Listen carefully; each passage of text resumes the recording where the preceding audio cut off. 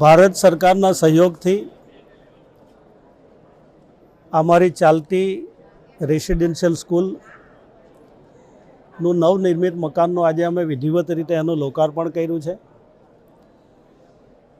ધોરણ 10 સુધીની ચાલતી આ શાળા આમ ગુજરાતી મીડિયમથી શરૂઆત થયેલી, પણ ભારત સરકારના નિર્ણયના કારણે હવે એ શાળા ઇંગ્લિશ મીડિયમ હશે.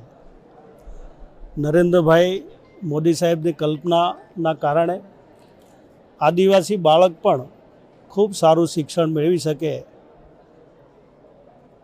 એ જે એમની કલ્પનાઓ છે એ કલ્પનાઓને સાકાર થતું હવે દેખાય છે.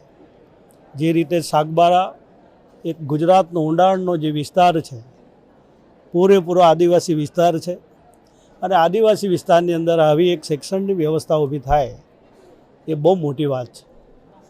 હું ચોક્કસ આજે મોદી સાહેબનો પણ હું આભાર માનું છું, ગુજરાત સરકારનો પણ હું આભાર માનું છું કે ઊંડાણના એરિયામાં જ્યારે અમારા આદિવાસી દીકરા દીકરીઓની ચિંતા કરીને 28 કરોડથી પણ વધારે રૂપિયા ખર્ચાયા છે.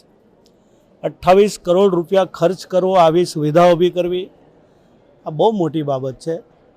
ત્યારે હું આજે વિશેષ નહીં કહેતા, હું આશા રાખું છું આચાર્યથી લઈને એમના આખો સ્ટાફ અમારા નિર્દોષ બાળકોની ચિંતા કરે, ખૂબ સારું શિક્ષણ મેળવે અને ભવિષ્યમાં એનું ખૂબ ઉજળું ભવિષ્ય બનાવીને ભારત દેશ જે રીતે આગળ વધી રહ્યો છે એમાં પણ એનો સહયોગ રહે એ જ અપેક્ષા. ધન્યવાદ.